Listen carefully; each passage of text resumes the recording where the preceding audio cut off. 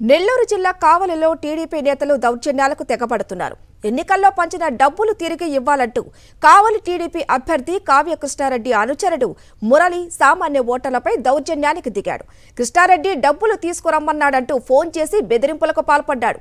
TDP నేత మురళి బెదిరింపు audio social మీడియాలో వైరల్ అవుతోంది. కావ్య కృష్ణారెడ్డి అనుచరుల బలవంతపు వసూలపై సామాన్య ఓటర్లు ఆగ్రహం వ్యక్తం చేస్తున్నారు. డబ్బులు ఇచ్చే ఓటేనా పర్లేదా?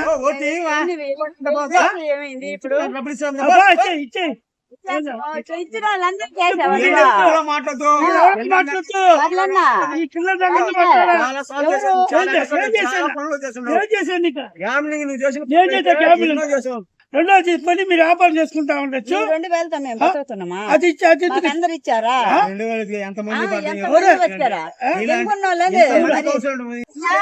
డబ్బులు పడండి, డబ్బులు పడండి, కొద్దిపడి డబ్బులు ఇచ్చాయి, డబ్బులు ఇచ్చేమ్మా, కొద్దినప్పుడు డబ్బులు పడదు, మా డబ్బులు ఇచ్చాయి, మా డబ్బులు ఇచ్చేది రండి. అందరు ఇచ్చారే, పోయిన ఆర్డర్ అంతా మాకు ఇచ్చారే. నేను పోయి ఆడేం చెప్పాడు, వాళ్ళంతా ఇచ్చారా? వాళ్ళ కాడి నా బూత్ వరకు నేను ఇచ్చాను, నా వార్డు నేను ఇచ్చాను, నేను ఇచ్చా ప్రతి ఒక్కరికి. నువ్వు మర్యాద వచ్చినప్పుడు మర్యాద రాజు డబ్బులు ఇచ్చా ఓటేనా పర్లేదా?